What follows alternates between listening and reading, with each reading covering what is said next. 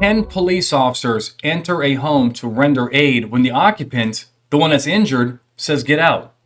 Hey guys, my name is Anthony Bandiero, attorney and senior legal instructor for Blue to Gold Law Enforcement Training, bringing you Roadside Chat. If you like what I'm doing here, if you think these videos are helping you, hit subscribe, hit like. That's all I'm asking you to do. All right, let's go with the question here. It comes from an officer, a sergeant in Southern California. And Sergeant, you watched the video. I got married in your town, so and I'll be there for Christmas. All right. I don't like to say the agency names just because I can't keep it generic and so forth. All right. So, So the call is, hey, look, my friend is not answering the phone. He's been drinking for several days. Probably hasn't eaten in 3 days. Can you go check on his welfare? Fine. The officers arrive on scene, and they don't get an initial response from the door. They look around the exterior. They see a man laying face down on the ground. He's moving. We know he's alive. They get his attention. He comes to the door. The man stumbles to the front door and asks the officers why they are there.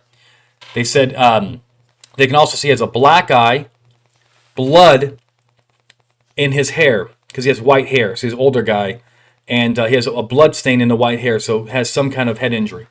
The subject tells the officers he doesn't need any help, and they are causing his anxiety to rise. One officer says, hey, look, we're coming in. We're going to go check on you. Have a seat on the couch. Let's check you out. Maybe get medical out here. Another officer hesitates and says, hey, I don't think we have a right to be in his house. He says he doesn't want us. Let's leave. So they do make entry, and while in there, he's visibly intoxicated, disorientated. His house is in disarray. They see broken wine bottles in the entryway. The guy is a mess. Are we okay here? Do we do the right thing? Do we have the authority to do this? Also, what about some liability if we just turn away and walk away? Okay, let me get down to the first thing. So we used to call this community caretaking, right? When we enter people's homes, but we don't call it community caretaking anymore because of a case called Caniglia versus Strom. The problem with using community caretaking is that community caretaking as a doctrine does not require exigency, urgency, right? Community caretaking was this idea like, hey, let's just go check on these people. Sir, let's just go check on you. I'm coming in because I just want to make sure you're okay. We don't enter homes to make sure people are okay. We enter homes because we feel that if we don't enter, this person is going to suffer more injury, violence, domestic violence examples, etc. We don't have time to go get a warrant. All right. So what do we think here? Do we have some form of urgency to enter the home to confirm that this person is in fact okay? Guys, I got to tell you, I think the answer is yes. I think that the officer, based on the totality of circumstances, we have friends calling in, the drinking, the drinking for 3 days, or no, actually for days, hasn't eaten in 3 days. They see the guy face down on the floor, clearly has some pretty serious injuries in the black eye, the bleeding from the head. He's probably, staggering to the door. The things that they find out afterwards, they get into the house. I don't know if we can use that, but the point is, after we enter the home, we also can kind of confirm what we're seeing here. The guy is not able or willing to care for himself. I think under the emergency aid exception, we have objective reasons to believe that the person, if we don't do something, he could suffer, harm, right? And the case that I use is a case called, for the Ninth Circuit folks, is United States versus Snipe, 2008. Basically, the court said, look, the first question about before we enter the house, do the police have objectively reasonable basis to believe there is immediate need to protect the lives or safety of themselves or others? Do we reasonably believe that this person actually does need some help? I think the answer is yes. Do we need a solid proof? 100, no doubt. We don't need that. Just need some facts, right?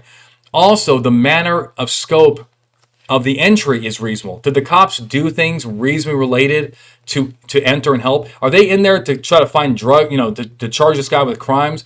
Or are they there for just to render some aid, right? Get him checked out, get medical over, and so forth. I believe that this qualifies under Snipe.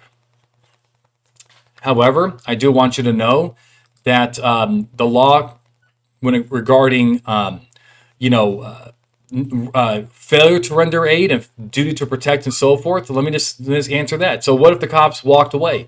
The guy ended up dying because he was, not caring for himself. Would the officers be liable? Most likely not. It's going to be very hard to hold the officers liable here. So the reason why is because in order to have liability on the officers under the Constitution, at least, I'm not talking about California state law, but under the Constitution, you would have to prove a special relationship. You would have to prove that the person was in the custody of the police. Well, he was never in custody until, he wasn't arrested, wasn't detained, until the point where, let's say, the cops entered. But the other thing is, we also have special relationships when officers do something to cause the person's injuries. If the police just turn around and leave, did they actually do anything to create this harm? Did they give him a bottle of moonshine and say, hey, drink up, this one's on me? I mean, what did they do? If they just walk away and just leave because the guy doesn't want them there is no liability generally. I mean, these are very tough calls. So in this situation, I believe that the officers, personally, I'm not giving you legal advice, but I think they can do either one. Go in, make sure he's okay. If he is, leave. Or two, leave and be like, it's his choice. He's talking and so forth, walking and talking. He doesn't want us there. It's his home. We can leave. So that's my answer to you. I hope it's helped. These questions and these scenarios are very fact-driven. Please just understand that I'm just giving you my little 2 cents here, okay? So I know you're thinking to yourself, but Anthony, what about this? What about that? I get it. But that's my 2 cents here, okay? All right. Keep the questions coming. Again, like, subscribe. I really appreciate it. Until next time, my friends, stay safe.